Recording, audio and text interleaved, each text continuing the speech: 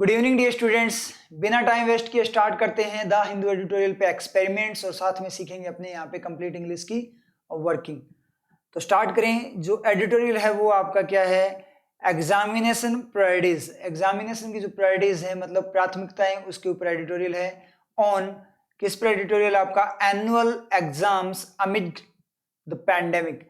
Pandemic के मध्य में जो एग्जाम्स हैं एनुअल वार्षिक एग्जाम 10-12 के, उसके ऊपर आपका क्या है? ये एडिटोरियल है। पैंडेमिक यानी जो महामारी जो अभी चल रही है कोरोना की, ठीक है, कोविड-19 वाला, उसकी बात कर रहे हैं। अब यहाँ पे एक बात करें, जो अमिड होता है वो मध्य में बात करता है, बीच में बात करता है, और एक आपका होता है अपने बात करें अमंग भी होता है, और एक आपका क्या होता है? बिटवीन भी होता है। तो बिटवीन क्या करता है? टू एंटिटीज के बीच की बात करता है। टू एंटिटीज के बीच में कोई डिस्ट्रीब्यूशन वगैरह करना हो या कोई चीज टू एंटिटीज के बीच में आ जाए तो बिटवीन वर्क करता है। और जो आपका अमंग है वो मोर देन टू के लिए वर्क करता है, बिटवीन की तरह मोर देन टू के लिए करता है। लेकिन जो अमिड है वो एक सिचुएशन के मध्य की बात करता है। एक फ्लो चल रहा है, उसके बीच में कुछ आ जाए, फ्लो की फॉर्म में कोई सिचुएशन हो या फिर कोई भी चीज का फ्लो, उसके बीच में कुछ आ जाए, उसको बोलते हैं अमिड। ठीक है, ये अलग डिफरेंस होता है। वो एंटिटीज की फॉर्म में वर्क करते हैं, आपके बिटवीन अमंग वगैरह एंटिटीज की बात करते हैं। और ये एक जो क्या है? एक फ्लो है, एक रेगुलर कॉन्टिन्यूस चीज है, उसके लिए ये काम करता है आपका। क्लियर आप लोगों के? अब यहाँ पे जो इसकी समरी है एडिटोरियल की वो देख लेते हैं। मास वैक्सीनेशन, मास का मतलब बहुत ज्यादा मात्रा में जो वैक्सीनेशन है, टीकाकरण है, अहेड ऑफ, अहेड ऑफ का मतलब पहले के, पहले किसके पहले? Ahead of public examination. जो पब्लिक एग्जामिनेशन है उनके पहले जो मास वैक्सीनेशन है कैन रिड्यूस, वो रिड्यूस कर सकता है, वो कम कर सकता है किसको? स्ट्रेस को। तो रिड्यूस का डायरेक्ट तीर लगा किस पे? स्ट्रेस पे। तो एक्शन है ये रिड्यूस आपका, और स्ट्रेस पे इसका तीर लगा। वो एक टाइप से ऑब्जेक्ट है, उसको उसने एब्जॉर्ब कर लिया। फॉर किसके लिए? स्टूडेंट्स के लिए। किसके लिए? स्टूडेंट्स के लिए। जो स्ट्रेस है, चिंता है, जो प्रॉब्लम माइंड के अंदर जो प्रॉब्लम क्रिएट हो रही है उनको, मतलब जो चिंता हो रही है, उसको रिड्यूस कर सकता है। तो कैन का सब्जेक्ट, अब यहाँ पे कैन का सब्जेक्ट ढूंढने चले हैं तो अपने यहाँ पे जाए पब्लिक एग्जामिनेशन। तो एग्जामिनेशन, पब्लिक तो क्या है? एडजेक्टिव हो गया। देखो नाउन है एक टाइप से, पब्लिक क्या करता है? आगे पास कर दे। पब्लिक भी एक नाउन होती है, पब्लिक लोगों को बोलते हैं। एग्जामिनेशन, अब नाउन क्या करता है कि नाउन के बाद में नाउन आए तो नाउन अपने बर्डन को पास करके खुद क्वालिटी एडजेक्टिव बन जाता है नेक्स्ट वाले नाउन का। पब्लिक एग्जाम, पब्लिक टाइप के जो एग्जामिनेशन, कैसे पब्लिक टाइप के जो एग्जामिनेशन है स्टूडेंट्स की, उनकी ये यहाँ पे बात कर रहा है। तो मास वैक्सीनेशन अहेड ऑफ, अब यहाँ पे एग्जामिनेशन पब्लिक तो क्या है? एग्जामिनेशन का एडजेक्टिव है। और जो ऑफ है वो क्या करेगा? ऑफ खाने जाएगा, और किसके पास जाएगा? पब्लिक के पास जाएगा। और पब्लिक क्या करेगा? नाउन की एक सबसे बड़ी क्वालिटी होती है क्या? नाउन बर्डन को पास कर देती है। कब तक? जब तक कोई दीवार ना आ जाए। तो आगे कोई दीवार नहीं है, डायरेक्ट उसके बारे में नाउन है। तो ये जो पब्लिक है वो क्या करके अपना जो बर्डन है ऑफ का वो आगे पास कर देगा एग्जामिनेशन पे, और खुद बन जाएगा एडजेक्टिव। तो ऑफ किसको कहा जाएगा? एग्जामिनेशन। एग्जामिन पब्लिक टाइप के एग्जामिनेशन है, उन एग्जामिनेशन के पहले। तो रियल में ऑफ यूज हुआ है आपका क्या? एग्जामिनेशन के लिए। उसके पहले जो मास वैक्सीनेशन है, तो यहाँ पे फ्री क्या बचा हुआ है आपका? मास वैक्सीनेशन, क्योंकि ऑफ खा गया एग्जामिनेशन को। तो मास वैक्सीनेशन इसका सब्जेक्ट है, किसका? कैन का। तो mass vaccination can reduce stress for students. Students के लिए जो स्ट्रेस है, चिंता है, टेंशन है, तनाव है, उसको रिड्यूस, कम कर सकता है, जो बहुत ज्यादा मात्रा में जो वैक्सीनेशन है, जो एग्जाम से पहले वैक्सीनेशन होना है। इस तरीके से इसने यहाँ पे बात की। क्लियर आप लोगों के समझ में आया होगा? तो यहाँ पे अगर अपने बात करें, देखो एक चीज मैं बता दूं, हर एक एलिमेंट, सेंटेंस का हर एक एलिमेंट आपका सेटिस्फाई होना चाहिए, ये कंपलसरी है। अब मास वैक्सीनेशन की बात करें, कैसे सेटिस्फाई होता है? मास वैक्सीनेशन को सेटिस्फाई कर दिया किसने? कैन ने। उसका सब्जेक्ट बन गया, इसलिए उसने सेटिस्फाई कर दिया। एड ऑफ एक्स्ट्रा इंफॉर्मेशन है, ठीक है। और एड ऑफ ने किसको सेटिस्फाई किया? एड ऑफ ने पब्लिक एग्जामिनेशन को एड ऑफ ने क्या कर दिया? यहाँ पे सेटिस्फाई कर दिया, मतलब ये एलिमेंट भी सेटिस्फाइड है। कैन किसके साथ चला गया? मास वैक्सीनेशन, एक दूसरे को इसने सेटिस्फाई कर ही दिया। रिड्यूस एक्शन है, अब एक्शन को क्या मिल गया? मॉडल कैन मिल गया, तो ये भी इसको क्या कर गया? सेटिस्फाई कर गया, ठीक है। और स्ट्रेस है, उस पर रिड्यूस ने तीर छोड़कर स्ट्रेस को सेटिस्फाई कर दिया। और स्टूडेंट्स को क्या कर दिया? फोर ने सेटिस्फाई कर दिया, एक्स्ट्रा इंफॉर्मेशन। इसलिए हर एक एलिमेंट जो आपका है वो क्या होना चाहिए? सेटिस्फाई होना चाहिए सेंटेंस के अंदर, ये कंपलसरी होता है। क्लियर आप लोगों के? और नाउन को आप फ्री नहीं छोड़ सकते। तो यहाँ पे एक नाउन है मास वैक्सीनेशन, ये फ्री नहीं है, क्योंकि इसको कौन ले गया? ये कैन ले गया इसको अपना सब्जेक्ट बनाकर। दूसरी आपकी पब्लिक एग्जामिनेशन है, उसको ऑफ ने सेटिस्फाई कर दिया, ऑफ खा गया। स्ट्रेस को तीर लग गया किसका, रिड्यूस का, तो रिड्यूस के तीर ने इसको सेटिस्फाई कर दिया, और स्टूडेंट्स को सेटिस्फाई कर दिया किसने, फोर ने। तो नाउन आपकी अकेली नहीं रहती, कभी भी उसको क्या करना है, सेटिस्फाई करना पड़ेगा, अकेला नहीं छोड़ सकते। अकेली रहती है वैसे कोई दिक्कत नहीं है, अकेली सर्वाइव कर सकती है नाउन, लेकिन सेंटेंस में उसको अकेला नहीं छोड़ सकते, उसको सेटिस्फाई करना पड़ेगा, उसे सेटिस्फेक्शन देना पड़ेगा। क्लियर है? अब चलते हैं एडिटोरियल पे। तो स्टार्ट करें यहाँ पे, द डिसीजन, बात हो रही है डिसीजन की, निर्णय की। तो डायरेक्ट बात और द डिसीजन, अकेला दिखा, इसका मतलब क्या है, अकेला पड़ा है, ना ये कहीं से पीछे से कोई इसके तीर लगाए किसी एक्शन का, और ना ही ये एक्स्ट्रा इन्फॉर्मेशन में बाइंड हुआ, इसका मतलब अकेला है, तो फ्री एंड फ्रेश है।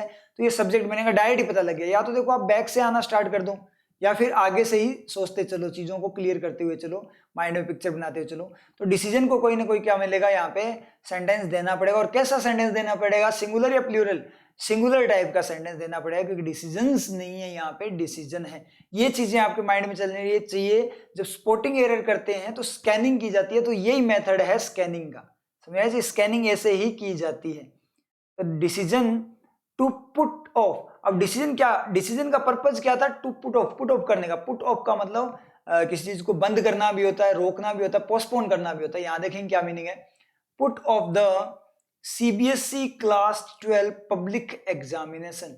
जो सीबीएसई क्लास 12 पब्लिक एग्जामिनेशन है, उसको क्या करने का, पुट ऑफ करने का जो पर्पज लिए हुए डिसीजन है। तो ये एक्शन डिसीजन की एक्स्ट्रा इंफॉर्मेशन है क्या, पुट ऑफ। डिसीजन का पर्पज क्या है, उद्देश्य ही क्या है, तो उद्देश्य क्या है, पुट ऑफ करना। तो उद्देश्य को क्या बताता है, टू जो मॉडल है वो बताता है पर्पज को एक्शन के साथ में, पुट ऑफ। अब बहुत सारे स्टूडेंट को ये दिक्कत होती है कि सर ये तो गलत हो गया ना, ऑफ तो बंद होता है, पुट ऑफ, पुट रखना किसी चीज का, पुट ऑफ समथिंग, किसी चीज का रखना। क्योंकि सर यहाँ तो ओ एफ होना चाहिए था ना, 12th के जो एग्जामिनेशन है उसका कोई चीज, उसका पुट करना, कोई मीनिंग आ रहा है क्या? अगर आप, क्योंकि अगर ये स्पोर्टिंग एरर में आ जाए, बहुत सारे स्टूडेंट तो क्या कर देते हैं कि देखो मैक्सिमम एरर में आपको दिखाई भी देता है कि जब ओ एफ वाला ऑफ होता है तो उसके लिए ना ये ओ डबल एफ यूज कर लेते हैं एरर के अंदर। तो बहुत सारे स्टूडेंट्स की प्रैक्टिस भी हो जाती है, तो प्रैक्टिस हो जाती है तो वो यही सोचते हैं, डायरेक्ट तुक्का लगाते हैं क्या कि ओ डबल एफ की जगह ऑफ आना चाहिए। तो यहाँ पे पुट ऑफ, यहाँ पे ऑफ नहीं आएगा, मीनिंग नहीं बन रहा कि क्लास 12 के जो पब्लिक एग्जामिनेशन है उसका पुट रखना, उसका पुट रखना, उसका क्या पुट रखना, तो कोई मतलब नहीं है। तो यहाँ पे पुट ऑफ का मतलब होता है, यहाँ पे क्या है, पोस्टपोन, कि सीबीएसई के जो पब्लिक एग्जाम है उसको बंद तो नहीं किया, उसको क्या किया है, पोस्टपोन किया, पुट ऑफ। पुट का मतलब रखना। अब ये देखो फ्रेजल वर्ब है, किसी स्टूडेंट ने मुझसे पूछा था, अब यहाँ पे कॉन्सेंट्रेट करना, फ्रेजल वर्ब कैसे वर्क करती है। फ्रेजल वर्ब को रटने की जरूरत बिल्कुल भी नहीं होती, वो मीनिंग अपने आप देती है, वो बिल्कुल इजी सी वर्ब होती है, उसके साथ में एलिमेंट यूज होता है। अब उन दोनों एलिमेंट की वर्किंग आनी चाहिए, बिल्कुल इजी होती है। ऑफ की वर्किंग आपको पता है, बंद। पुट की वर्किंग आपको पता है, रखना। समझ रहे हो ना, समझना ध्यान से। तो एक हो गया आपका पुट ऑफ, पुट ऑफ रखना किस फॉर्म में, बंद फॉर्म में रखना, बंद फॉर्म में रखना। तो सीबीएसई अब यहां से सेंस की फॉर्म में लेना है कि जो क्लास 12 के जो एग्जामिनेशन है उसको पुट ऑफ किया गया है, मतलब रखा गया है बंद फॉर्म में। बंद का मतलब एक टाइप के लिए ऑफ कर दिया गया, तो ऑफ को आप वापस से ऑन भी कर सकते हो, ये चीज आप ध्यान में रखना। ऑफ को वापस से आप ऑन भी कर सकते हो। क्लियर आप लोगों के? तो ऑफ किया है, एक बार के लिए ऑफ किया, बाद में कुछ टाइम बाद उसको क्या कर देंगे, पुट ऑन कर देंगे। अब बुझाना भी होता है पुट ऑफ का मतलब। अब पुट ऑफ और पुट आउट में डिफरेंस बताता हूं आप लोगों को। पुट ऑफ और पुट आउट में क्या डिफरेंस होता है, ये क्लियर करना है अपने को बुझाने के लिए। तो पुट ऑफ मीनिंग देखो, पुट ऑफ रखना, ऑफ कंडीशन मतलब वापस ऑन भी हो सकता है। पुट आउट का मतलब पुट रखना, आउट का मतलब बाहर, मतलब बाहर ही निकाल देना। पुट का मतलब रखना, आउट का मतलब बाहर निकाल देना, मतलब खत्म कर देना, बिल्कुल जड़ से खत्म कर देना, पुट आउट का मीनिंग होता है। तो अपने अगर बात करें बुझाने की फॉर्म में, तो एक तो आप क्या करते हो कि जो ट्यूबलाइट वगैरह है, बल्ब वगैरह है, उसको भी बुझाते हो, ठीक है, स्विच ऑफ करते हो उसका। और एक क्या करते हो, आग को भी बुझाते हो। तो दोनों में से किसके लिए क्या यूज होता है, यहां से डिफरेंस पता लग जाएगा आपको। फ्रेजल वर्ब का जो रियल मीनिंग है, बेसिक पता लग जाएगा, उसके बाद में आपको फ्रेजल वर्ब में दिक्कत नहीं आएगी। तो बल्ब को पुट ऑफ करते हैं, पुट आउट। बल्ब को करते हैं पुट ऑफ, और जो आपका जो फायर होती है, आग होती है, उसको करते हैं पुट आउट। क्योंकि फायर को पुट ऑफ नहीं करेंगे, बुझाएंगे, वैसे नहीं। पुट ऑफ का मतलब रखना, बंद फॉर्म में रख लेंगे आग को अपने पास, मतलब कोयले की फॉर्म में रख लिया, वापस ऑन कर देंगे, जला देंगे, मतलब आग बुझाई जेब में डाल दी, ऐसे नहीं होगा। उसके कोयले जो वगैरह है वो जेब में नहीं डालेंगे, पुट ऑफ नहीं करेंगे। बल्ब वगैरह है उसको पुट ऑफ करोगे आप, पुट ऑफ का मतलब उसको स्विच ऑफ करोगे, ऑफ फॉर्म में लेकर आओगे, बंद करोगे उसको, आउट नहीं करोगे, बाहर नहीं निकालोगे। ऐसे तो नहीं होता ना आप लोगों के, कई महान आत्माएं हो सकती है जिनका सेंस ज्यादा चमक जाए, तो करके देख लेना एक बार, एक्सपेरिमेंट की फॉर्म में कर लेना, प्रैक्टिकली फॉर्म में करके देखना तो करके देख लेना, लेकिन ऐसा मत करना। ऐसा कोई तो नहीं करता ना, कोई करता है तो वो बिल्कुल सीरियसली वो महान है, उसको सत सत नमन है मेरी तरफ से।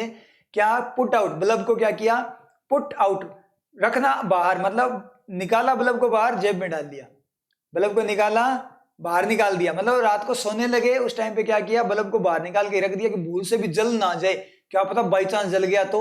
स्विच ऑफ भी कर दिया, लेकिन फिर भी क्या, उस बल्ब को क्या किया आपने, निकाल दिया बाहर, कि क्या पता बाई चांस जल गया तो मेरी तो नींद खराब हो जाएगी, तो ऐसा तो नहीं होता ना।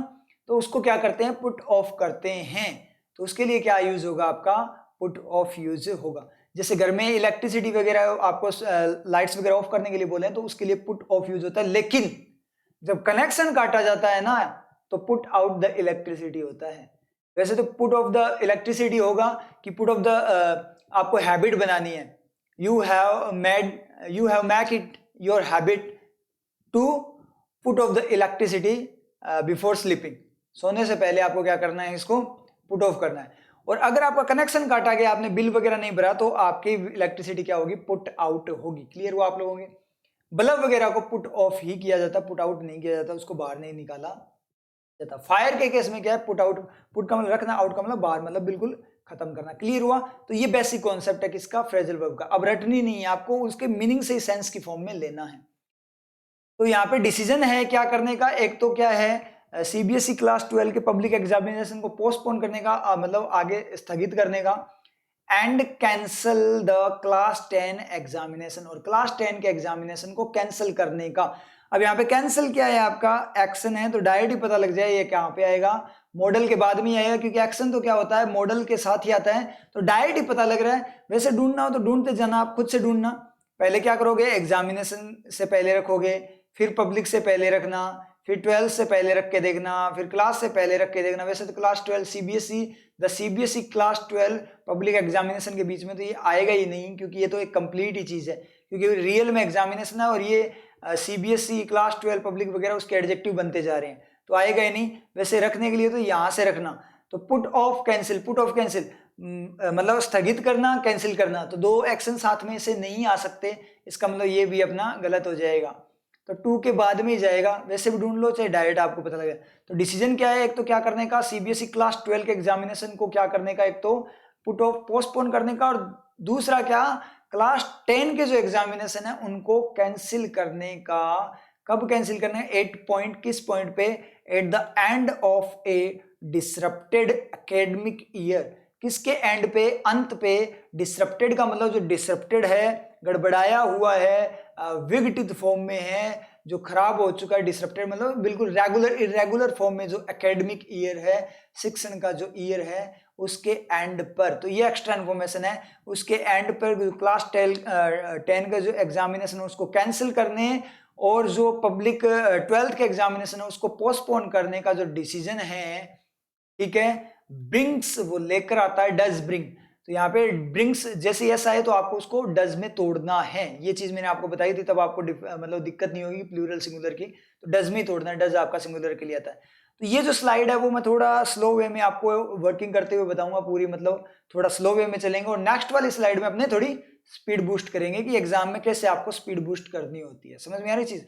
तो फर्स्ट स्लाइड हमेशा क्या करेंगे, स्लो में किया करेंगे, और नेक्स्ट स्लाइड्स को स्पीड में किया करेंगे, ताकि अपनी ज्यादा से ज्यादा स्लाइड कवर अप हो, नहीं तो अपने पास इतना टाइम नहीं बचता, वीडियो लेंथी हो जाती है। तो डज ब्रिंग का सब्जेक्ट अपने को मिल गया, डायरेक्ट डिसीजन अपना फ्री बचा हुआ था, और कोई तो फ्री है ही नहीं, एक्स्ट्रा इन्फॉर्मेशन में जा रहा है। और फिर भी अगर आपको ढूंढना हो तो कैसे डज ब्रिंग का सब्जेक्ट ढूंढने जाएंगे, डिसरप्टेड एकेडमिक ईयर है, उसको कौन खा गया, ऑफ खा गया, क्योंकि डिसरप्टेड क्या एडजेक्टिव है एकेडमिक ईयर का, और ए ईयर उसी की बात कर रहा है। तो यहाँ पे जो बात करें तो ए डिसरप्टेड एकेडमिक ईयर की बात कर रहे थे, कंप्लीट है, तो यहाँ पे वोवल साउंड नहीं है, इसलिए ये क्या आएगा, डिसरप्टेड के ए के बाद में डिसरप्टेड कॉन्सोनेंट साउंड है, इसलिए ए ही आएगा। ठीक है, उसके बाद में अपने बात करें नेक्स्ट। अब यहाँ पे एक चीज और बताऊं मैं आपको, कभी भी ईयर की बात करें तो ईयर, इसको वैसे ईयर नहीं बोलते, इसको ईयर बोलते हैं, ईयर। समझ में आ रही चीज, आप प्रोनाउंसिएशन सही देखो ना इसका, तो ईयर नहीं होता, ईयर होता है। तो ए ईयर आता है, एन ईयर नहीं आता। ठीक है। ये जो ईयर अपने ये बोलते हैं उस तरीके से, ठीक है। तो उसके पहले ए आता है, एन नहीं आता। तो बहुत सारे स्टूडेंट के ये कंफ्यूजन होता है कि सर ईयर के पहले ए क्यों आता है, एन क्यों नहीं आता। तो ईयर नहीं होता, य की साउंड आती है, ए य, ठीक है। हियो हियो नहीं है, ये जो गाय भैंस को बोलते हैं ना पानी पिलाने के लिए, हियो हियो, तो वो वाला नहीं है। तो ये क्या है, ईयर, तो ए उसके आगे यूज होता है। लेकिन ये तो यहाँ पे कोई मीनिंग ही नहीं, ये तो क्या है, डिसरप्टेड साउंड ले रहा है उसके बाद में, उसकी तो कोई दिक्कत ही नहीं है। लेकिन मैं वैसे आपको कॉन्सेप्ट की फॉर्म में बता रहा हूँ कि ईयर के आगे क्या आता है, आपका ए ही आता है।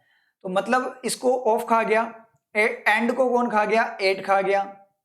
और जो क्लास 10 एग्जामिनेशन है उसको कैंसिल का तीर लग गया, और क्लास 12 एग्जामिनेशन को पुट ऑफ का तीर लग गया, और डिसीजन अकेला बचा हुआ, तो डिसीजन इसका सब्जेक्ट है। तो जो निर्णय है ये दोनों चीजें करने का, वो ब्रिंग्स, वो लेकर आता है। अब फिक्स फॉर्म में बताया है कि उसका फिक्स इंपैक्ट क्या हुआ है, फिक्स डायरेक्ट इंपैक्ट है, इसलिए प्रेजेंट यूज हुआ है। तो फिक्स के लिए जब यूज करते हैं तो क्या यूज करता है आपका, डज, डू डज। फिक्स का जो मॉडल होता है वो डू डज होता है। और पास्ट की जो बात करता है वो मॉडल डिड होता है, और जो पॉसिबिलिटी का मॉडल होता है वो विल होता है। प्रेजेंट में भी पॉसिबिलिटी, विल कभी फ्यूचर को नहीं बताता, वो पॉसिबिलिटी को बताता है। प्रेजेंट में भी विल यूज हो जाता है, जैसे ही will be busy now, he will be busy now, now के साथ भी विल यूज हो जाता है, आपने देखा भी होगा। और ही विल बी, वो अभी बिजी होगा, अपने गैस कर रहे हैं, मतलब पॉसिबिलिटी की बात कर रहे हैं। लेकिन स्टूडेंट के क्या होता है कि ही विल बी बिजी नाउ बोलते क्या होता है कि नाउ के साथ विल कैसे आए, विल तो फ्यूचर को बताता है, और आप एरर कर देते हो, गड़बड़, रूल गए, खत्म हो गए ना। यहाँ पे समझ में आ रही चीज। रूल की फॉर्म में क्या करते हो कि नाउ के साथ हो, क्योंकि आपको बताया जाता है कि प्रेजेंट के जो मॉडल है वो क्या है, मॉडल ही नहीं बोलते, helping verb, is am are. वैसे इज एम आर कुछ नहीं होता, डू डज के साथ में बी होता है वो, ठीक है। तो प्रेजेंट के मॉडल है वो हेल्पिंग वर्ब, वो क्या है, इज एम आर है। पास्ट का वॉज वर्ब, वॉज वर्ब कुछ नहीं होता, वो डिड बी होता है। रियल में मॉडल डू डज डिड होते हैं, वॉज वर्ब वगैरह कुछ नहीं होते, क्योंकि आपने ये देखा होगा कि was verb is am are be की फॉर्म होती है, पता लग गया ना कैसे होती है। तो ये रियलिटी होती है। आपको बोला जाता है फ्यूचर का क्या है, विल सेल होता है, ऐसा कुछ नहीं होता, विल प्रेजेंट में भी यूज होता है। तो ये चीजें आपको लिखवाई जाती है, रटवाई जाती है, इसी चक्कर में अपनी इंग्लिश बन नहीं पाती। तो इंग्लिश में सबसे बड़ी दिक्कत यही होती है अपने साथ। क्लियर हुआ आप लोगों के। तो he will be busy now भी हो जाता है। I am going to Jaipur tomorrow, I am going, I am, he is going to Jaipur tomorrow, he is use हो गया टुमारो के साथ। जैसे टुमारो देखा कि इज कैसे आ गया, टुमारो के साथ तो विल आएगा, और वहां पे अपने क्या कर देते हैं, इसको गलत कर लेते हैं। समझ में आई चीज।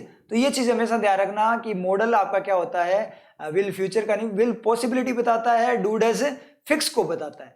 तो यहाँ पे फिक्स है इसलिए यूज हुआ है। डज ब्रिंग, ये क्या लेकर आता है, मच, ज्यादा, नीडेड, जरूरी, रिलीफ, नीडेड एडजेक्टिव है किसका, रिलीफ का। आराम, राहत लेकर आता है, आराम लेकर आता है, मतलब जो राहत है वो लेकर आता है यहाँ पे। तो यहाँ पे राहत लेकर आता है। To anxious students. अब फर्स्ट वाला टू और ये वाला जो टू है, ये वाला जो टू है और जो आपका ये वाला जो टू है, दोनों में क्या है, डिफरेंस है। दोनों दिखने में सेम है लेकिन दोनों की वर्किंग अलग है, क्योंकि उसके बाद एक्शन है तो ये एज ए मॉडल पर्पज को बता रहा है, और ये जो वाला टू है एंक्सियस स्टूडेंट्स, मतलब उसकी तरफ डायरेक्शन बता रहा है, इशारा कर रहा है। तो ऊपर वाला to as a model work कर रहा है, और जो नीचे वाला टू है वो आपका एज ए प्रीपोजिशन वर्क कर रहा है। क्लियर आप लोगों के। तो मतलब क्या, रिलीफ लेकर आता है, आराम, राहत लेकर आता है, किसकी तरफ, जो चिंतित स्टूडेंट्स है उनकी तरफ। मच नीडेड, जो ज्यादा जरूरी, नीडेड। रिलीफ कैसा है, नीडेड फॉर्म में। अब देखो रिलीफ को नीड होती तो नीडिंग आता, कि रिलीफ को ही जरूरत है, इसका मतलब एक्टिव है वो। लेकिन रिलीफ को जरूरत नहीं है, रिलीफ की किसी और को जरूरत है, तो ही नीड्स रिलीफ, उसे जरूरत है किसकी, रिलीफ की। तो रिलीफ पे तीर लग रहा है ना नीड का, इसका मतलब वो पैसिव एलिमेंट है। पैसिव एलिमेंट है इसलिए ये क्या आया, पैसिव एडजेक्टिव आपका यहाँ पे आया है। कोट ऑन, अब कोट का आपने देखे V2 V3 दोनों दिखेगी अपने को कोट पे। अगर मैं V2 की फॉर्म में लेकर चलूं, फर्स्ट वर्किंग V2 लेकर चलता हूं, तो सब्जेक्ट स्टूडेंट्स बनेगा नहीं, क्यों, क्योंकि उसको टू खा गया, टू ने अपने डायरेक्शन की फॉर्म में उसको ले गया, वो एक्स्ट्रा इन्फॉर्मेशन में बाइंड कर दिया। और मच नीडेड रिलीफ है, उसको कौन ले गया, ब्रिंग, डज ब्रिंग, ब्रिंग का तीर लग गया। एकेडमिक ईयर को कौन खा गया, ऑफ, ये अपने को पता चल ही गया था, क्योंकि जब ब्रिंग के लिए ये कोई नहीं मिला, डिसीजन मिला था, तो फिर कोर्ट के लिए दोबारा से ये कोई नहीं मिलेगा, क्योंकि ये ऑलरेडी खाए हुए हैं। अभी अपने देखा ना, जब ब्रिंग के लिए ढूंढने गए थे तब सारे के सारे अपने को पता लगा खाए हुए हैं, कोई फ्री नहीं है। और अगर अपने बात करें डिसीजन की, तो डिसीजन तो ऑलरेडी किसने खा गया, ब्रिंग उसको अपना सब्जेक्ट बना चुका है तो वो इसका सब्जेक्ट नहीं बनेगा। एंड वगैरह लगा होता तो अलग बात थी, 2 सेंटेंसेस को कनेक्ट करता, लेकिन फिर भी नहीं बना, इसका मतलब V2 तो नहीं है, तो ये V3 है। और किसके लिए यूज है? स्टूडेंट्स के लिए। स्टूडेंट जो कि क्या है? कोट है, पकड़े गए हैं ऑन द क्रेस्ट ऑफ, किस पे? ऑन द क्रेस्ट, क्रेस्ट का मतलब शिखर, highest point of the second कोविड-19 वेव, जो दूसरी कोविड-19 की जो वेव है, कोविड-19 वेव है, उसका जो हाईएस्ट पॉइंट है उसके ऊपर कोट है, मतलब पकड़े हुए, मतलब फंसे हुए हैं, जकड़े गए हैं उस पॉइंट पे। तो ये बात इसने यहाँ पे बोली है। अब कोई ऐसे मत बोलना कि सर कोविड-19 जो वेव है उसमें कोट नहीं होगा क्या, इन क्यों नहीं आएगा? तो ये चोटी, क्रेस्ट का मतलब होता है चोटी, तो चोटी पर होता है, पर्वत पहाड़ की चोटी पर, किसी के हाईएस्ट पॉइंट में नहीं होता, हाईएस्ट पॉइंट पर होता है, पहाड़ की चोटी में नहीं होता, पहाड़ की चोटी पर होता है। समझ आए जी? अब आप बोलोगे सर हमने तो सुना है, हमने पता नहीं सर, हल्का हल्का सा हमें याद आ रहा है कि चोटी में भी कुछ होता है। तो जो चोटी में आपको चोटी में दिखाई देता है वो चोटी बालों की चोटी होती है। हाँ, तो उसमें हो सकता है कि चोटी में गजरा, या फिर चोटी में जुएं, चोटी में जुएं भी तो हो सकती है ना। तो आपने कभी चोटी में जुएं पड़ी होगी किसी के भी, तब आपने सुना होगा कि चोटी में जुएं पड़ गई, इसलिए वहां पे चोटी में सुना है आपने। तो ये जो चोटी है वो वाली चोटी नहीं है जो चोटी आप समझ रहे हो। समझ में आ रही है चीज? तो मतलब ये वो चोटी नहीं है, बालों वाली चोटी नहीं है, ये चोटी चोटी है। कौन सी? शिखर वाली चोटी है। समझ में आया? क्रेस्ट बालों वाली चोटी नहीं है। तो वहां पे कंफ्यूज मत होना कि हमें सर हल्का हल्का याद आ रहा है कि चोटी में भी होता है। तो चोटी में कि पकड़े जाएंगे तो किसी चीज में पकड़े जाएंगे, ऐसे नहीं होगा। कोट का मतलब किसी चीज पर भी हो सकता है, मतलब उस पॉइंट पर पकड़े गए। किस पॉइंट पर पकड़े गए? जैसे मान लीजिए कि आप पूरे दिन पढ़ रहे थे, पूरे दिन, घर वालों को नहीं पता, लेकिन जब घर वाले बाहर गए हुए थे और जब घर वाले घर पे आए, पेरेंट्स वगैरह घर पे आए, उस पॉइंट पर आप मस्ती कर रहे थे, तो घर वालों ने बोला, पेरेंट्स ने क्या बोला कि कहाँ से होगा सिलेक्शन, पढ़ाई तो करता नहीं। अब पूरे दिन, और रियलिटी है ये, अपने साथ होता ही यही है, चाहे आपने कितनी मेहनत कर लें, कभी पेरेंट्स वगैरह को पता नहीं चलता, कभी वो उस पॉइंट पे नहीं आते, वो उसी पॉइंट पे आते हैं जिस पॉइंट पे अपने कुछ ना कुछ गड़बड़, उल्टा सीधा कुछ करते हो। ये रियलिटी है, पता नहीं क्यों ये होता ही है कि जब कुछ उल्टा सीधा कर रहे हो उसी पॉइंट पे आते हैं, वो उसी पॉइंट पे पकड़े जाते हैं, और वो पूरे टाइम की जो मेहनत है वो किसी को दिखाई नहीं देती कि उस पॉइंट पे कोई आता ही नहीं, कोई अपने लिए कोई विटनेस की फॉर्म में वहां पे मिलता ही नहीं अपने को। क्लियर है? तो वो वाली चीज है कि उस पॉइंट पे पकड़े गए, तो पॉइंट में पकड़े नहीं गए, पॉइंट पर। तो उस तरीके से आपका यूज हुआ है। आई थिंक क्लियर आप लोगों के। चलते हैं नेक्स्ट पे, अनलाइक। अब अनलाइक को पढ़ने के लिए आप लाइक को पढ़ा करो, फिर उसका उल्टा कर दिया। लाइक का मतलब की तरह, अनलाइक उसकी तरह ना, ना की तरह, की तरह ना की तरह, ना की तरह मतलब उसकी तरह ना। तो ये बाद में पढ़ेंगे, पहले लाइक की तरह पढ़े, लाइक फिर ना कर देंगे उसको। जैसे रेदर देन वाला पिछले एडिटोरियल में अपने पढ़ा था ना, के बजाय वो उसको लेते हुए, शुड व्यू लेते हुए फिर ना लेते हुए, ऐसे किया था। तो की तरह, किसकी तरह? लास्ट ईयर्स फर्स्ट फेज, जो पहला चरण था ऑफ द पैंडेमिक, कोरोना का जो पहला चरण था, उसकी तरह ना होते, उसकी तरह ना होते मतलब उसकी तरह नहीं है। The on going wild spread, on going का मतलब जो चल रहा है, वाइल्ड स्प्रेड का मतलब जो आज बहुत ज्यादा, मतलब जंगली फॉर्म में फैलने वाला, मतलब बहुत स्पीड में फैलने वाला। तो ऑन गोइंग जो फैलाव है, स्प्रेड, स्प्रेड एक्शन भी होता है, स्प्रेड आपका नाउन भी होता है, लेकिन यहाँ पे स्प्रेड नाउन है। The on going wild spread, क्योंकि एक्शन नहीं है, क्योंकि उसके पास कोई मॉडल वगैरह, कोई सब्जेक्ट वगैरह नहीं है, तो यहाँ पे नाउन है। दोनों वर्किंग रहनी चाहिए माइंड के अंदर, नाउन भी हो सकता है और आपका क्या हो सकता है, एक्शन भी हो सकता है। तो ऑन गोइंग का मतलब जो चल रहा है। अब स्प्रेड है जो फैला हुआ, खुद चल रहा है ना, खुद ब खुद चल रहा है, तो खुद चल रहा है, तो वो चलने का एक्शन कौन कर रहा है? वो खुद कर रहा है, तो वो क्या एक्टिव एलिमेंट है, तो उसके लिए जो क्वालिटी है वो एक्शन की फॉर्म में अगर अपने बात करें तो वो क्या आएगी? एक्टिव क्वालिटी आएगी, तो आईएनजी आएगी। तो आईएनजी हमेशा एक्टिव को बताता है और ईडी हमेशा पैसिव को बताता है। ये चीज हमें नोट डाउन कर लेना अपनी नोटबुक में।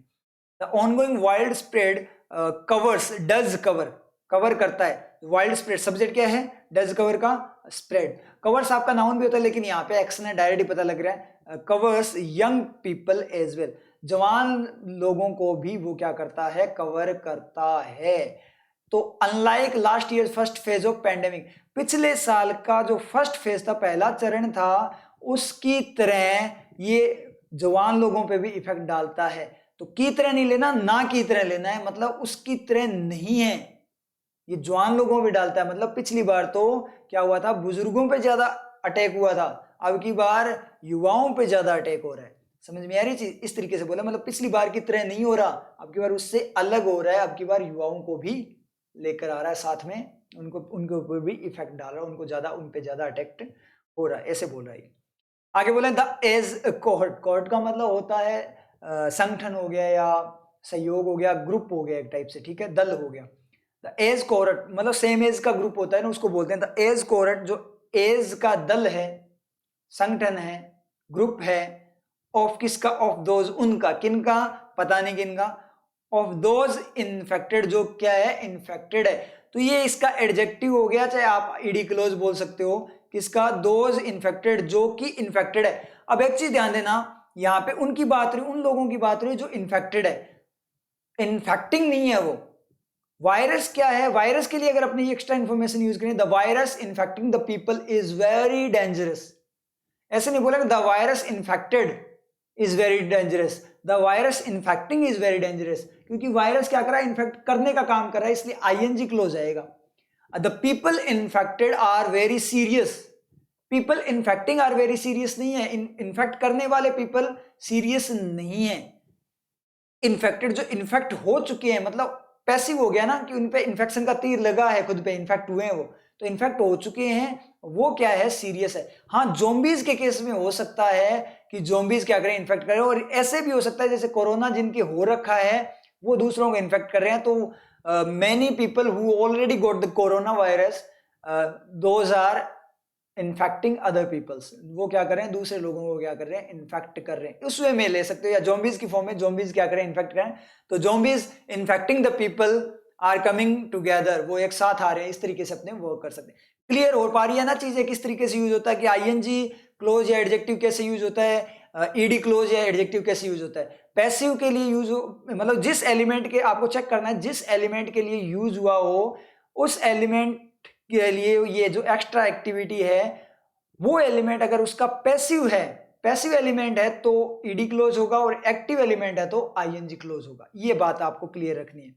तो as cohort of those infected, जो कि इन्फेक्टेड है, नाउ इंक्लूड्स, वो अब इंक्लूड करते हैं, कौन, एज कोहॉर्ट, एज का जो ग्रुप है वो इंक्लूड करता है, does include even 15 year old, 15 साल के, 15 ईयर ओल्ड मतलब 15 साल के बच्चों को भी इंक्लूड करता है, अकॉर्डिंग, अनुसार, किसके अनुसार, according to the health ministry, health ministry के अनुसार वो क्या करता है, 15 साल के बच्चों को भी इंक्लूड करता है। ये बात इसने यहाँ पे क्लियर है, आप लोगों को समझ में आया? तो इस तरीके से इसने यहाँ पे बोला है। तो ये आई थिंक आप लोगों को क्लियर है ये वाली स्लाइड। अब चलते हैं नेक्स्ट वन पे। अब थोड़ी सी स्पीड इंक्रीज करेंगे अपने, थोड़ी सी स्पीड यहाँ पे मैं इंक्रीज करूंगा। It is a wise move, ये क्या है, वाइज मूव है। डायरेक्ट पता लगा ए यूज हुआ मूव के लिए, ए वाइज मूव, एक समझदारी वाला स्टेप है।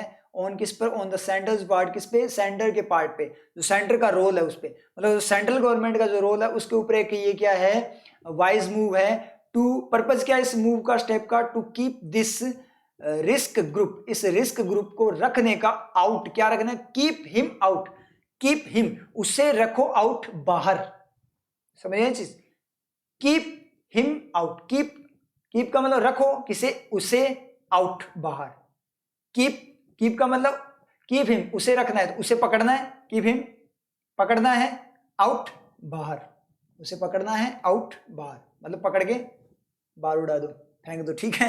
तो इस तरीके से बात कर रहा है। तो कीप दिस, दिस का मतलब ये जो रिस्क ग्रुप है, रिस्क का मतलब रिस्क वाला, रिस्क टाइप का ग्रुप, कौन सा, 15 ईयर ओल्ड वाला, ठीक है, जो रिस्क टाइप का ग्रुप है। अब यहाँ पे देखना, एक होता है रिस्की, एक होता है रिस्क। तो यहाँ पे रिस्क ग्रुप का मतलब क्या है, ग्रुप ऐसा जो क्या है, जिसको रिस्क हो, ग्रुप ऐसा कि जिसको रिस्क हो। और रिस्क ग्रुप का मतलब ग्रुप ही रिस्की है, मतलब रिस्क लेने वाला है वो रिस्की ग्रुप होता है। जैसे आप लोग हो, आप लोग रिस्क लेते हो नहीं रहते, आप तो बहुत तगड़े वाले रिस्की हो, रिस्की पर्सन हो आप बहुत तगड़े रिस्क लेते हो। क्या रिस्क, सबसे बड़ा रिस्क तो ये है आप लोगों का क्या, कि नोटिफिकेशन आने के बाद पढ़ेंगे, मतलब कितना तगड़ा रिस्क लिया है कि नोटिफिकेशन के आने के बाद जब टाइम नहीं मिलेगा तब पढ़ेंगे, तब दिखाएंगे अपना जलवा। और जलवा दिखाने के चक्कर में क्या होता है कि आपका जलवा हलवा सब निकल जाता है वहां पे, क्लियर है। तो जलवा मत दिखाना, इतना बड़ा रिस्क मत लेना, क्योंकि अभी ये रिस्क लेने का अपने पास में टाइम नहीं है, क्लियर आप लोगों के। तो इतना बड़ा भी रिस्क मत लिया करो, कि नोटिफिकेशन आने के बाद पढ़ेंगे। तो अब क्लियर हो गया होगा, रिस्की ग्रुप होता है, इसका मतलब क्या है, ग्रुप कैसा है, रिस्क लेना। रिस्क ग्रुप का मतलब ग्रुप रिस्क वाला है, मतलब ऐसा ग्रुप है जिसपे ज्यादा रिस्क है, मतलब ज्यादा दिक्कत आ सकती है उस ग्रुप को, ज्यादा नाजुक ग्रुप है वो। तो it is a wise move on the Sanders part two keep this risk group out of harms way. Out of किससे, किसका आउट रखना है, हार्म्स वे, नुकसान का जो रास्ता है उससे उसको बाहर दूर रखना है। Reducing the possibility of school based clusters. Reducing बताओ जल्दी से क्या है यहाँ पे, reducing the possibility of school based clusters, reduce करना किसकी पॉसिबिलिटी, संभावनाओं को, किसकी, स्कूल बेस्ड, स्कूल आधारित क्लस्टर्स को, मतलब जो झुंड है, भीड़ है उसको। तो रिड्यूसिंग देखें, मैन एक्शन होगा नहीं भाई, मैन एक्शन क्यों नहीं होगा, क्योंकि इसके पहले कोई मॉडल वगैरह नहीं है, सब्जेक्ट वगैरह नहीं है, ठीक है, नहीं हुआ। एडजेक्टिव नहीं होगा क्योंकि आगे द लगा हुआ है, अलग से स्पेसिफाई कर दिया, स्प्लिट कर दिया, तो एडजेक्टिव भी नहीं होगा। दो चीजें बचती है, पॉसिबिलिटी को रिड्यूस करना है, एक्शन की फॉर्म में जा रहा है, तो दो ही चीज बचती है, क्लोज या जेरेंड। अगर इसको जेरेंड लूं तो इसको कहीं से सेटिस्फाई करना चाहिए कि एक वाइज मूव है सेंटर के पार्ट का, क्या करने का, इस ग्रुप को बाहर रखने का, हार्म के वे से रिड्यूस करना, ऐसा होता है, इस तरीके से होगा तो आपका जेरेंड होगा। या फिर ये है कि एक ऐसा स्टेप है, क्या करते हुए, पॉसिबिलिटी को रिड्यूस करते हुए लिया गया स्टेप है, तो आपका क्लोज होगा। तो ये तो डायरेक्ट पता लग रहा है कि एक समझदारी वाला स्टेप है, क्या करते हुए, स्कूल बेस्ड क्लस्टर की पॉसिबिलिटी को रिड्यूस करते हुए। जब रिस्क ग्रुप को आप दूर रख रहे हो तो साथ साथ ही क्या कर रहे हो, रिड्यूस कर रहे हो, तो साथ साथ का एक्शन है, इसका मतलब क्लोज, डायरेक्ट पता लग गया। एंड ऑनवर्ड स्प्रेड, ऑनवर्ड का मतलब आगे का जो स्प्रेड है, फैलाव है, टू ओल्डर एज ग्रुप। यहाँ पे फिर से to as a preposition work कर रहा है, टू दिखते दो वर्किंग मॉडल और प्रीपोजिशन, यहाँ पे नाउन है, उसके बाद में इसका मतलब क्या है, एज ए प्रीपोजिशन वर्क कर रहा है। ओल्डर का मतलब ज्यादा, जो एज वाले, कंपैरिजन में ज्यादा एज वाले जो एज ग्रुप्स हैं, ठीक है, उनकी तरफ जो स्प्रेड है उसको रिड्यूस करना, पॉसिबिलिटी को। तो यहाँ पे अपने देखें तो डायरेक्ट आपको मिलेगा, कहाँ पे मिलेगा, possibility of school based clusters and possibility of onward spread. तो यहाँ पे आपका क्या हो जाएगा, ऑफ के बाद में इसका रिफ्लेक्शन रहेगा एंड का। बता रखा मैंने कैसे देखना है आपने, तो उस तरीके से आप देख लेना एंड का रिफ्लेक्शन, वन बाय वन, पहले बताया था ना अभी, उसी तरीके से आपको करना है। अब ज्यादा टाइम वेस्ट नहीं करेंगे, अपनी बेसिक चीजें क्लियर करते हुए चलेंगे फर्स्ट स्लाइड के अंदर, नेक्स्ट वाले में अपने अप्लाई करते जाएंगे, कोई नई वर्किंग आएगी तो उसके ऊपर अपने फिर डिटेल्ड एनालिसिस करेंगे यहाँ पे। As group who have shielded themselves so far, जिन्होंने अब तक खुद को क्या किया है, सील्ड किया था, मतलब बचाए हुए है, अब तक खुद को बचाए हुए है, समझ में आ रही चीज। तो ये ओल्डर हु यूज हुआ है आपका किसके लिए, ओल्डर एज ग्रुप्स के लिए यूज हुआ है, ग्रुप्स क्या है, प्लूरल है, इसलिए हैव यूज है। अब देमसेल्व्स यूज हुए उनके लिए, तो इसका मतलब क्या है, रिफ्लेक्शन। अब रिफ्लेक्सिव प्रोनाउन कैसे यूज होता है, कि जब जो बंदा एक्शन कर रहा है उसी पे वापस आकर तीर लगे, जिस बंदे ने तीर छोड़ा उसी पे अगर तीर वापस आकर लगे तो वहां पे रिफ्लेक्सिव प्रोनाउन यूज होता है। जैसे ही प्रिपेयर्ड हिमसेल्फ, उसने खुद को प्रिपेयर किया, तो प्रिपेयर का एक्शन भी उसने किया, तीर भी उसने छोड़ा और आकर लगा भी उस पे। कैसे, यहाँ पे मैं बताऊं कि ये कोई बंदा है, ये कोई पर्सन है, और इस पर्सन ने तीर छोड़ा और वो तीर जाकर घूमता हुआ वापस उसी पे आ गया, तो वो क्या होता है, रिफ्लेक्शन होता है।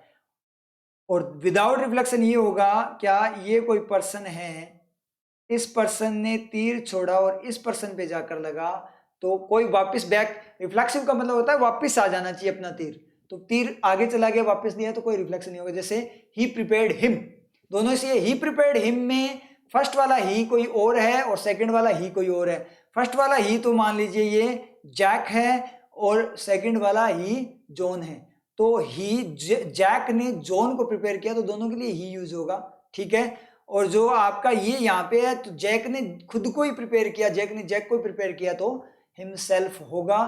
अब ऐसे कभी होता है क्या, आई प्रिपेयर्ड मी कभी नहीं होगा, क्योंकि आई तो सिर्फ एक ही होता है, तो आई का मतलब मुझे पता है ना। ऐसे तो नहीं है कि आपने अपने अंदर की आत्मा निकाल के एक और अलग कर दिया, शक्तिमान तो नहीं हो ना आप लोग, शक्तिमान हो तो बता देना, अगर आप शक्तिमान हो फिर तो आप कुछ भी कर सकते हो, ठीक है। शक्तिमान नहीं हो तो आप खुद में से खुद को नहीं निकाल सकते, और निकालने की कोशिश भी मत करना कि कहीं सीना फाड़ के दिखा दूं मैं, ऐसा कुछ भी नहीं है, खुद में से खुद को मत निकालना, फट जाओगे फालतू के अंदर। तो समझ में आ रही है आप लोगों के। तो आई प्रिपेयर्ड माई सेल्फ ही आएगा, मी कभी नहीं। ही प्रिपेयर्ड हिमसेल्फ आ सकता है, ही प्रिपेयर्ड हिम भी आ सकता है, डिपेंड करता है कि बात कैसे कर रहा है। कोई एक पर्सन दूसरे को, किसी और को प्रिपेयर कर रहा है तो हिम आ जाएगा, खुद को प्रिपेयर कर रहा है तो हिमसेल्फ आ जाएगा, सेंटेंस ही बताएगा और कोई नहीं बताएगा। लेकिन आई प्रिपेयर्ड मी कभी नहीं आता कि मैं किसी और मैं को नहीं कर सकता, मैं ही हूं और मैं ही रहूंगा, मैं कोई और नहीं हो सकता, मैं ही रहूंगा। तो मैं को प्रिपेयर करूंगा, इसका मतलब क्या है, तीर वापस मेरे पे आ रहा है। जो दूसरा आपको मैं दिखाई दे रहा हूँ वो मैं नहीं हूँ, वो मैं ही हूँ, मैं नहीं वो मैं ही हूँ। समझ आया चीज। अब ऐसे तो मत बोलना कि सर मिरर है उस पे मैंने पत्थर मारा खींच के मेरे ही। समझ में आ रही है चीज। बहुत सारे सेंसिबल लोग यहाँ पे बैठे होंगे जिनका चमका हुआ है तगड़े वाला, टेढ़ा टेढ़ा चमका हुआ है, तो महानात्माएं बहुत सारी होगी, तो वो बोलेंगे सर एक एग्जाम्पल है हमारे पास, मिरर है, मैंने पत्थर दिया खींच के मिरर के, तो मैंने मेरे ही मारा है ना, वापस मेरे पे तो नहीं आया, मेरे तो नहीं लगा, फिर रिफ्लेक्शन कहा है, आए हिट मी नहीं होगा क्या, तो आई यू हिट यू नहीं था, यू हिट द मिरर था, ये आप पे नहीं लगा, वो आपका प्रतिबिंब आपको दिखाई दे रहा है, आपको वहां पे दिखाई दे रहा है, लेकिन वो आप नहीं हो, वो मिरर है भाई मेरे।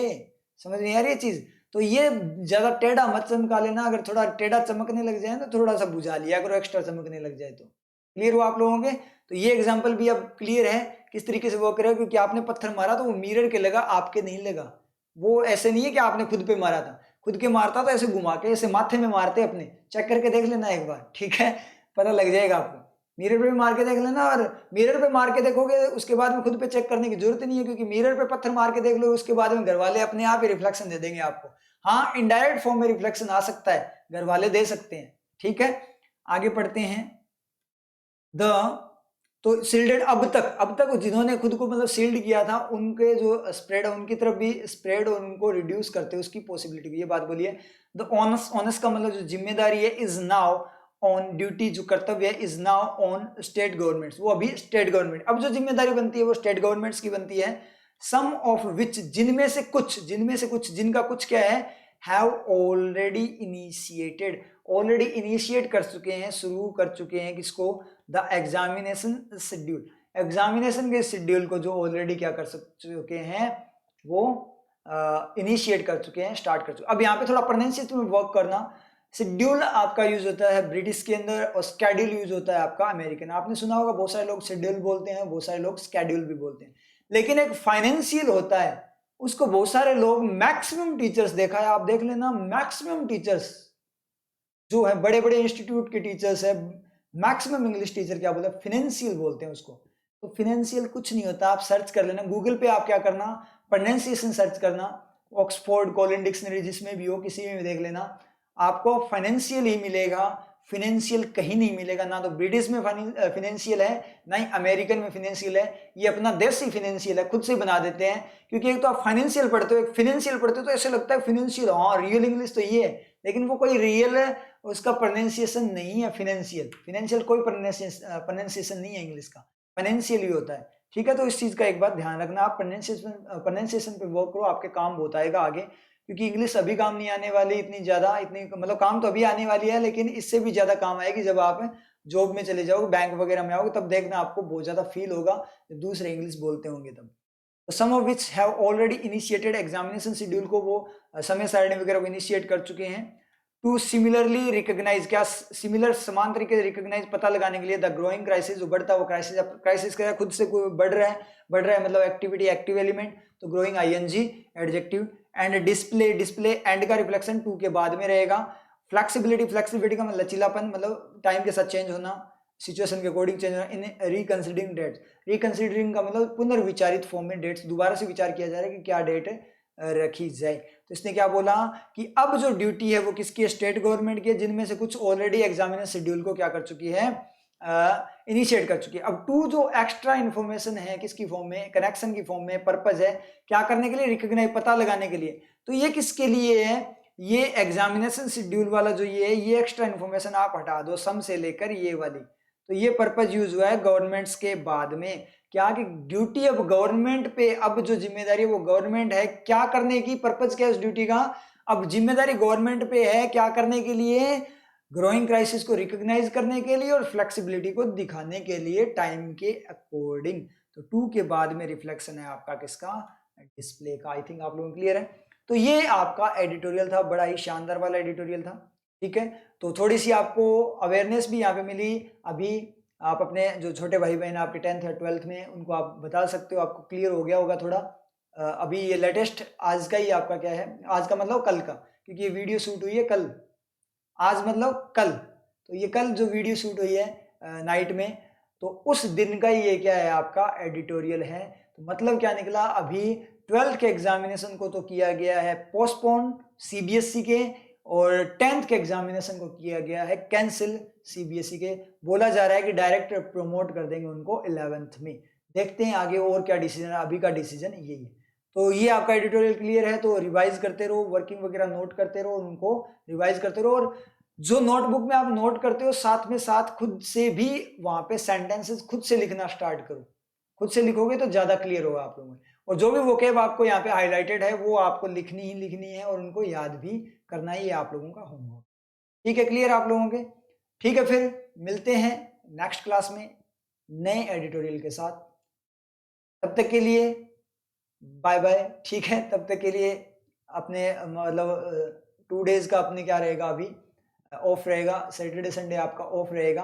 मंडे को अपनी नेक्स्ट क्लास होगी, तो तब तक के लिए आप लोगों ने इसको क्या करना है, सभी जो वर्किंग आपको अब तक जितनी वर्किंग आपने नोट डाउन की है, उन सभी वर्किंग को रिवाइज करके उनके लिए हर वर्किंग के अकॉर्डिंग आपको कम से कम 10 सेंटेंसेस खुद से तैयार करने हैं। ये आप लोगों को क्या रहेगा, वर्क रहेगा। ठीक है, फिर मिलते हैं मंडे को नए एडिटोरियल के साथ। ठीक है, ऑल द बेस्ट।